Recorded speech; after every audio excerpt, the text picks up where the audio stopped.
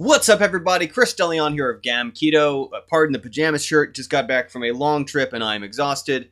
But the thing I want to talk about today, it's a topic that's come up in a bunch of these weekly emails I've had from training folks.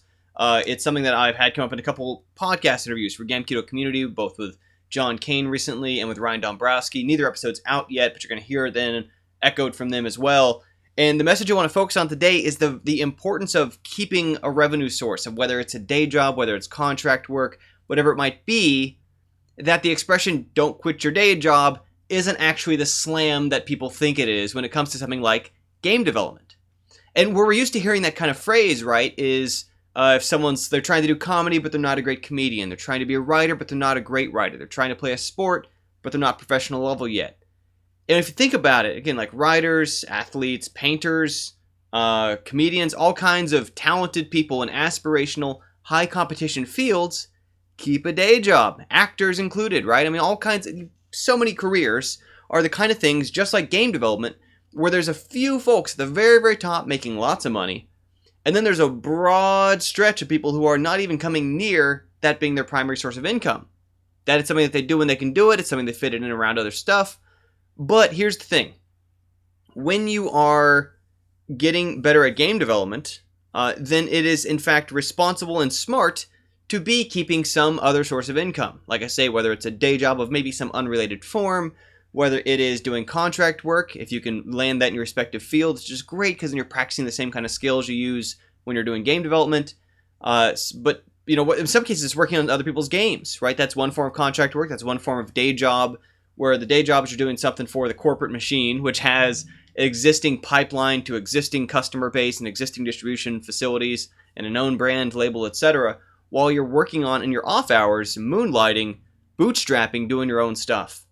And this is such an important point to me because I've seen game development, this thing that I love, this thing that I've built, certainly my life, sort of a lot of my joys come out of it, a lot of my teaching, a lot of all kinds of things, right? It's a great thing. But I've seen it really destroy some people. And I mean destroy them financially, economically, throw them into depression, set them back years of debt, whatever it might be, of spending money they didn't have or of chewing through savings, when the reality is, oftentimes, we have an easier time structuring our time around if we have other things going on. If we tend to something else, keeps the kind of bills coming in, being paid, sent back, so we can sustain our practice long enough to have these important turning points or to make these realizations or to learn from our own mistakes over a longer span of time than we can if someone quits the day job and jumps right into it.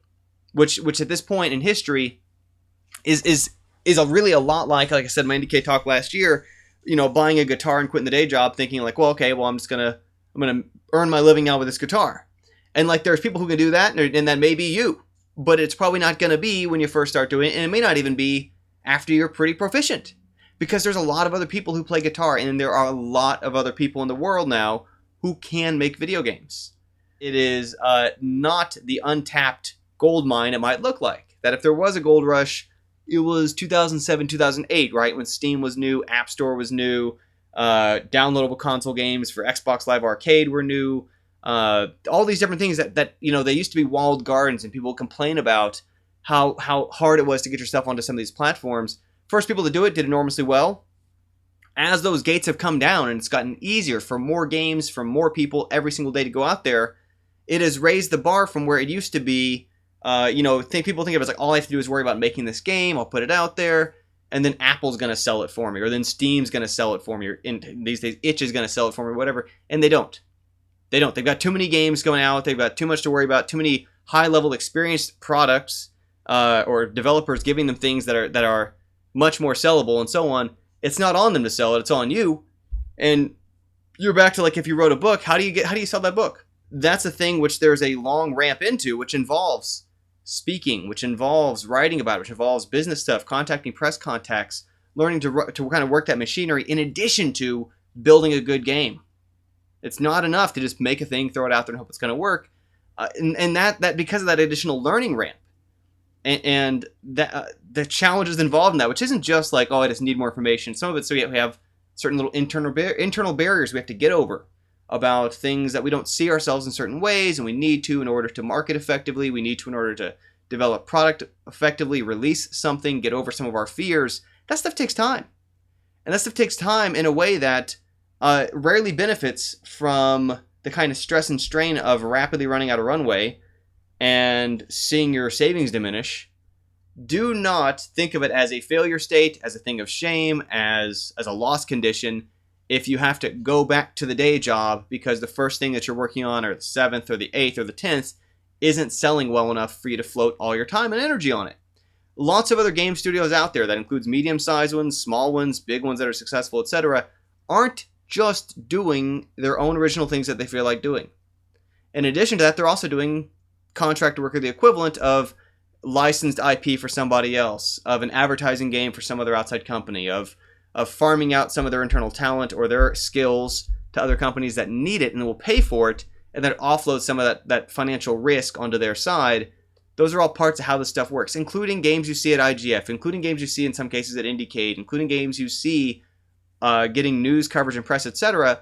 That's usually not where that sort of funding cushion's coming from. Now, there's a few exceptions. There's people who've made it work where they've had such an enormous knock it out of the park success, they can then build on that for the next few years and try to do it again for the next one, which is its own sort of treadmill and challenge. And there's people who pull it off, and you get to that level, great. But, there's this thing that was in my my mom's kitchen back home. And it was just one of these little kind of like heart trinkets with a metal wire, just kind of getting like a home decoration, kind of junk store, quite frankly. But it said, make sure your new bucket holds water before you throw out the old one. And it just had a little picture of a bucket with water pouring out the sides. And I think about that a lot because it's the kind of thing where, certainly before I was teaching full-time and working on ebooks full-time and video courses and whatever, when I was still in graduate school as a research assistant, earning small but livable wage from doing research and development inside a university, as I was starting to sell my ebooks, build my brand identity as a teacher, as an independent professional in that kind of realm, to show myself that I had enough traction there and enough of a foundation that I could make this work, to prove to myself before I made that switch. Does that make sense? And the same thing happened too when I was working on Topple. That was initially a game course done on contract for a publisher, and even this was still also 2007, 2008, back in the walled garden, more of a gold rush days. I still had a day job there at Zip Zap Play. These days, PopCap San Francisco, but at the time of Zip Zap Play, I still had a day job. And that all these things, even something like Notch, right, which with Minecraft and its enormous success, when he started that game for a long time working on it, he still had his day job too.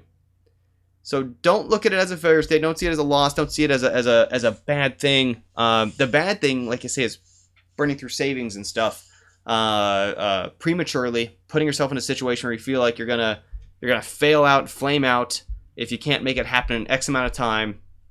That's not how it works. That's not how it works for nearly anybody out there. So don't put unrealistic pressure on yourself for that kind of stuff. Keep making games, keep learning stuff, find a way to make it sustainable so you can keep at it long enough to feel like you're happy with what you're making and you're successful and you're reaching people you want to reach with it and so on. That's it for now. Chris DeLeon at GameKeto. I look forward to playing your games in the future. And keep making games.